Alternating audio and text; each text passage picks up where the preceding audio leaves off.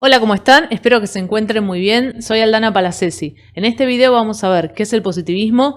cuál es su génesis, qué características dice el positivismo que tiene las ciencias y qué implicancias eso tuvo para la educación.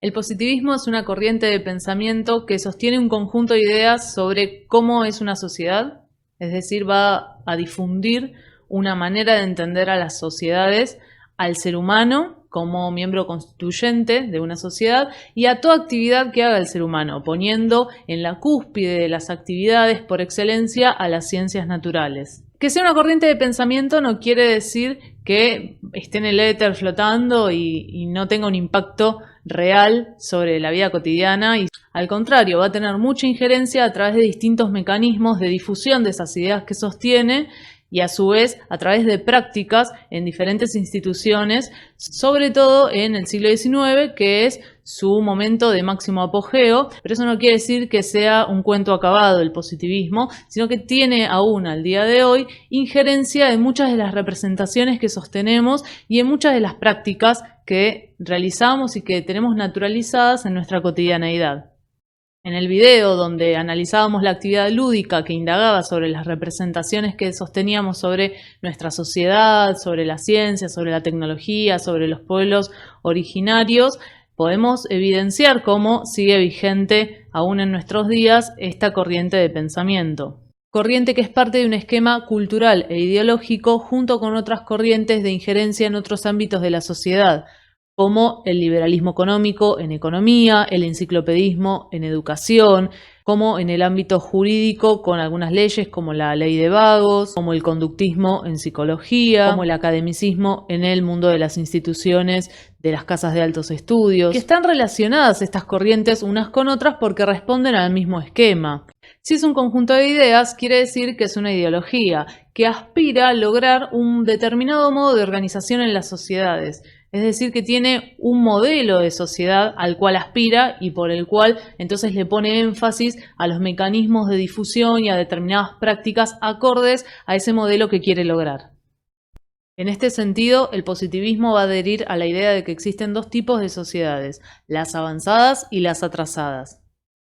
Las avanzadas van a tener el espíritu positivo, va a decir Augusto Comte, quien es el que le pone nombre de positivismo a esta corriente de la cual él es parte.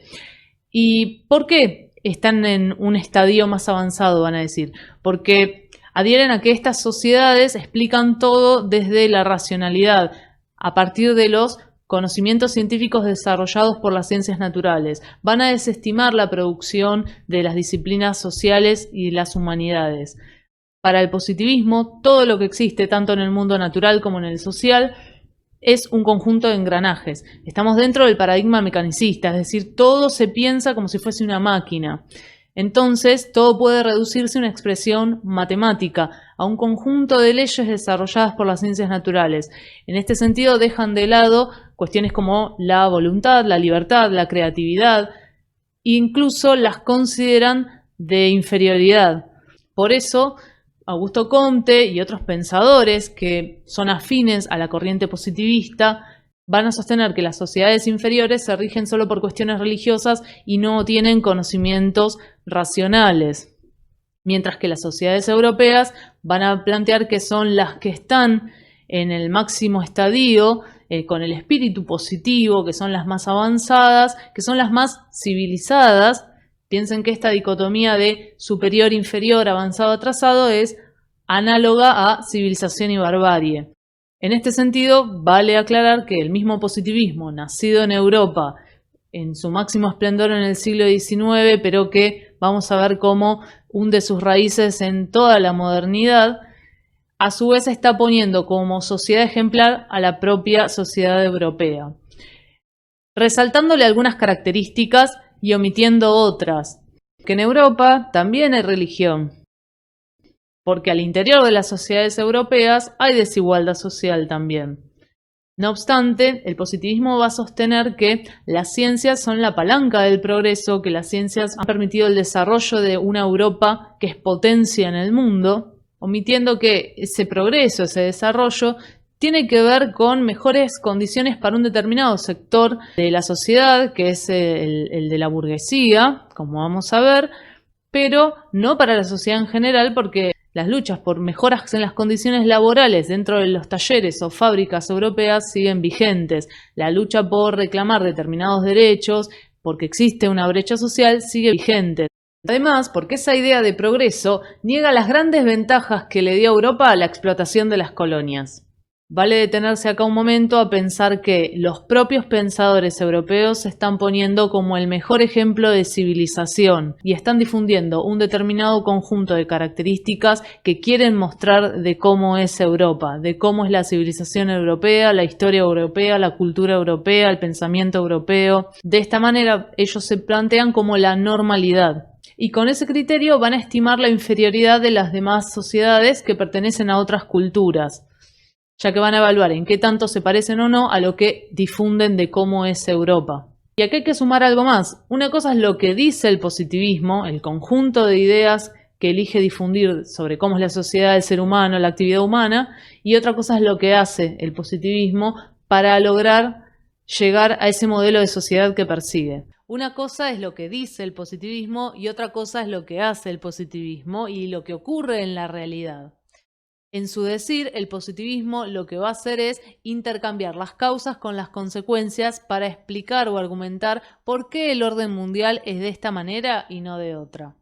El positivismo dice que la existencia de sociedades diferentes, donde algunas son más avanzadas o superiores que otras, es la causa del orden mundial. Y la consecuencia es ese orden mundial, donde resulta que hay zonas abocadas al desarrollo científico, industrial, tecnológico y zonas abocadas a una mera productividad primaria. Es decir, como las sociedades son diferentes, están calificadas para realizar actividades diferentes y por eso, en efecto, como consecuencia, tienen un sistema productivo diferente y ocupan un lugar diferente en la economía global. Pero lo que hace el positivismo es naturalizar, justificar ese orden mundial que quiere. Entonces, las consecuencias, ese orden mundial, en realidad son su causa, son su motor, son el motivo por el cual despliega todo un conjunto de ideas que se empeñan en convencer que no todas las sociedades son iguales. Esto queda demostrado en muchas actividades que sirven de ejemplo, como la cacería de indios, cuando algunos naturalistas o aficionados venían a matar aborígenes e incluso coleccionaban algunas partes de sus cuerpos, como los cuencos, las orejas, en vitrinas como trofeos, o la exhibición de familias aborígenes, como en el caso del Museo Nacional de La Plata, ubicado en la provincia de Buenos Aires, donde hacia fines del siglo XIX se mantuvieron en condiciones inhumanas en cautiverio, como animales de zoológico, a aborígenes para estudiarlos y para exhibirlos, como lo hicieron con el cacique Inacayal, cuyo final fue la muerte y la manipulación de sus restos en exhibición. Otro de los ejemplos lo podemos encontrar en los planteos acerca de si los negros tienen alma o no. También hubo un congreso de teólogos en el siglo XVI donde ellos planteaban arribar a verdades a través de la racionalidad y el tema a tratarse era si los aborígenes tenían alma o no, entonces si podían esclavizarse o no. Recordemos que el positivismo enaltece esa racionalidad también y entonces toda conclusión a la cual se arribe por un método que se diga que es racional, independientemente de que parta de un prejuicio, va a gozar de un prestigio mayor. Ya no por el camino de la religión, pero sí por el camino de las ciencias naturales, también se va a apelar a este argumento y entonces se va a plantear la existencia de razas humanas y que esas razas no son iguales, siendo algunas más prestas para el trabajo forzado y otras para las actividades intelectuales. Incluso va a haber una disciplina realizada por naturalistas donde se van a medir los ángulos craneales para identificar la capacidad intelectual y el prejuicio detrás es que los valores de ángulos craneales propios de las razas negras, como se decía, ya indicaban esos valores una menor capacidad intelectual. Todas estas prácticas, este trato, tiene que ver con que se afirma la idea de que las sociedades que no son europeas son inferiores. Otro de los ejemplos lo encontramos en una de las crónicas de Miguel de Cuneo, que acompañó en algunos de sus viajes a Cristóbal Colón, donde relata cómo Cristóbal Colón le regaló como premio, como cortesía, una mujer, un aborigen, y él termina violándola. Este abuso sobre el cuerpo del otro, la esclavización, la explotación, este trato demuestra cómo los pensaban inferiores y cómo a través de estas prácticas difunden estas ideas naturalizándolas. Y en esta misma línea, las sociedades superiores se van a atribuir el derecho y la posibilidad de poder indicarle a las sociedades inferiores qué políticas, qué medidas tienen que tomar, ya sea porque como son superiores pueden ordenarle la vida y organizarle la sociedad a las culturas que cree inferiores, y a su vez con lemas que supongan que esas sociedades superiores están ayudando a las inferiores a que en algún momento puedan alcanzar el nivel de desarrollo que ellas tienen. Esto no es exclusivo del siglo XIX, en realidad con esta misma lógica, sea en la época de las coronas, en la época de los estados modernos o en las democracias del siglo XX, bajo distintos lemas en realidad se va a repetir esta idea de que los países con mayor desarrollo o con una economía más fuerte porque se han logrado industrializar, vayan a darle directrices y recomendaciones políticas a los demás países o las demás regiones. ¿Por qué podemos decir con total seguridad que una cosa es lo que el positivismo dice y otra lo que el positivismo hace? Además de pensar en esta inversión de causas-consecuencias, tenemos que sumar la idea de que no se explica, si le niega la racionalidad a los pueblos de las colonias, no se explicaría entonces por qué sabían que podían mandar a naturalistas europeos a investigar a las colonias y recaudar conocimientos sobre cuáles eran, por ejemplo, las plantas medicinales que usaban para determinadas patologías esos pueblos, que les sirvieron entonces para hacer avanzar la farmacología occidental. Quiere decir entonces que se sabía que tenían conocimientos racionales. Y nosotros podemos sumar otros argumentos. Por ejemplo, todos los pueblos muestran indicios de ser conocedores de su topografía, de los recursos naturales de la región, no solo para medicina, sino también para la construcción, de las condiciones climáticas, y que con ello también no cualquier tipo de construcción era viable, de que la agricultura y los métodos de las técnicas de cultivo también tenían que ver con la topografía, con el tipo de suelo, la humedad de ese suelo, de cómo disponer de un sistema de riego determinado, la periodicidad de los cultivos, que si bien podía tener también un sentido sagrado, religado con su religión precisamente, también encuentra un correlato con una explicación racional, en el sentido que podemos hablar de que estaba amalgamado determinados momentos del año en donde había condiciones del mundo natural precisas para determinados cultivos o para empezar el periodo de cosecha o de siembra, dependiendo la época, también coincidía con fechas relevantes en su religión. ¿Cómo logró el positivismo convencernos sobre la versión que decía de las cosas? ¿Cómo logró difundirse tanto? Para eso tenemos que recurrir a la historia. El apogeo del positivismo dijimos que es en el siglo XIX, pero en realidad su génesis se da a lo largo de toda la modernidad. Como hito podemos marcar de inicio 1492, porque es a partir de la conquista y colonización de América que Europa empieza a despegar y a configurarse poco a poco como una potencia a nivel mundial. Antes de eso no era una potencia. De hecho, parte de su territorio estaba bajo el dominio árabe. Los árabes además tenían la injerencia principal sobre el comercio, en buena medida por su ubicación geográfica estratégica, ya que el comercio entre regiones se daba entre Asia con Europa, con África,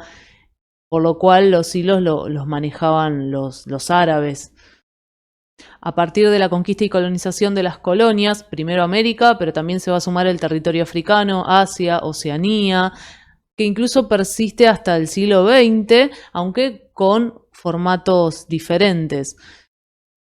Esto es lo que le va a permitir a Europa tener una ventaja, porque va a tener colonias que le provean de mano de obra barata o esclava, incluso va a montar un comercio de esclavos, así que eso es una fuente de ingreso, y además la materia prima a bajo costo y en cantidades a partir de la explotación de los recursos de las colonias. esa materia prima va a ir directamente a beneficiar a los talleres manufactureros que luego sí, con la ciencia y la tecnología, con los aportes de estas disciplinas, van a poder constituirse en industrias.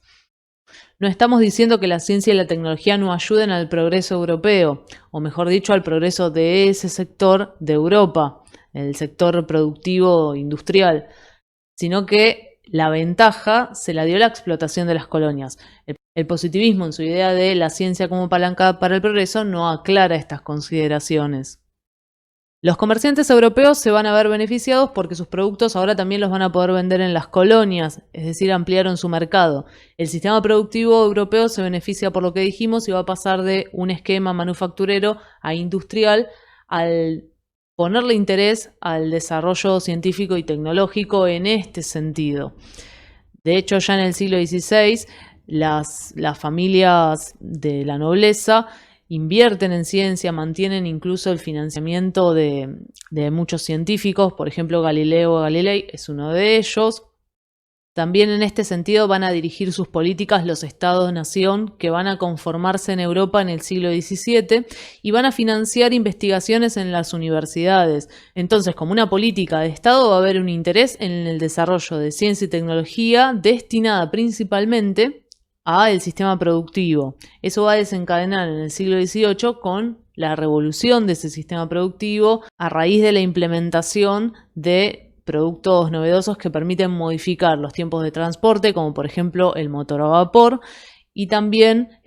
sistemas de producción con la incorporación de maquinaria en esos talleres fábrica. Y cada vez va a ir tomando más y más y más fuerza un sector de la población europea que son los dueños de esas industrias. Estamos hablando de la clase burguesa, que va a tener tanta injerencia que incluso cuando las políticas de Estado no se ajusten a sus intereses, van a poder ejercer presión al punto de incluso producir derrocamientos. Con esto nos estamos refiriendo a las revoluciones burguesas. Una de las más conocidas es la Revolución Francesa.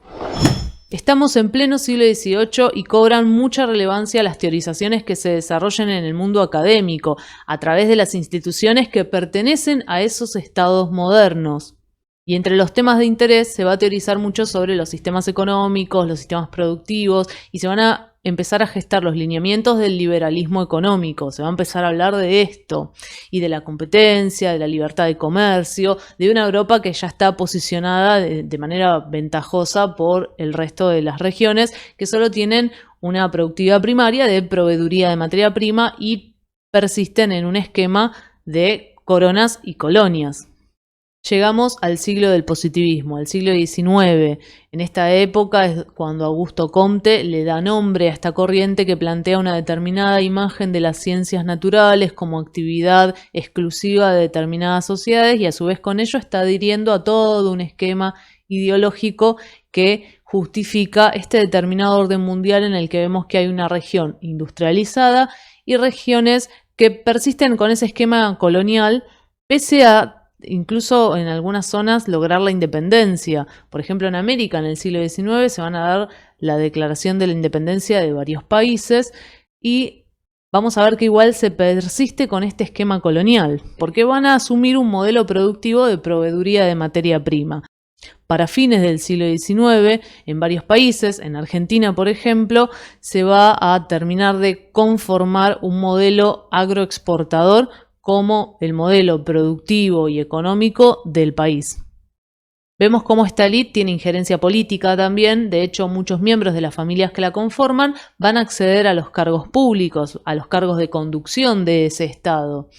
Así que también en este sentido se comportan de manera análoga a lo que la clase burguesa en Europa, que también tiene mucha injerencia en la política, determinando buena parte de las políticas que se toman desde el Estado.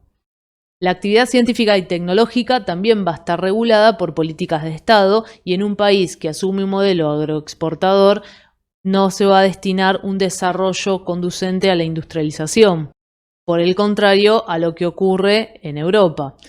Esto tiene consecuencias en la estructura de la sociedad, ya que un sistema de producción primaria no genera tantos puestos de trabajo como si lo hace un sistema industrial, ya que al darle mayor valor agregado a la materia prima para elaborar un producto, se constituye una cadena o red de industrias que multiplican entonces muchísimo más la cantidad de puestos de trabajo.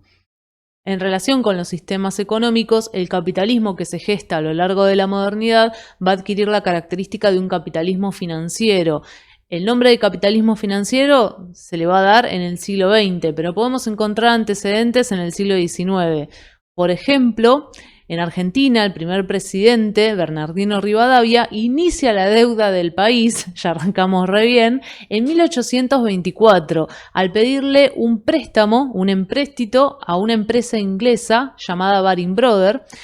El argumento era reformar el puerto de Buenos Aires. Esto no termina ocurriendo, pero sí se genera la deuda. Esta deuda hay que pagarla y con intereses, de manera que se compromete económicamente el Estado endeudado. En el siglo XX y en la actualidad este sistema de capitalismo financiero está más consolidado todavía y los grupos accionistas de las empresas multinacionales funcionan también como bancos, financiando créditos que terminan endeudando a los países y a su vez estos países endeudados tienen el compromiso político bajo el argumento de que la urgencia es pagar la deuda y responder con responsabilidad al pago de esa deuda, aceptan directrices foráneas, directrices de afuera. Por ejemplo, el Fondo Monetario Internacional, entre otros organismos externos. Vale aclarar que no solo Europa tiene países que son potencias mundiales en este esquema global. También se va a sumar, sobre todo a partir del siglo XX, Estados Unidos. Ellos se independizan en el siglo XVIII, luego entran en un proceso de guerras civiles en el cual está en disputa el modelo productivo también y termina ganando el modelo productivo industrialista. Entonces se terminan sumando a este esquema global, pero no como colonias o ex-colonias, sino como el mismo comportamiento dentro de la lógica europea. Incluso el desarrollo regional y de las universidades de Estados Unidos van a estar muy relacionados con el potencial económico y productivo de cada región, siempre dentro del esquema del capitalismo financiero.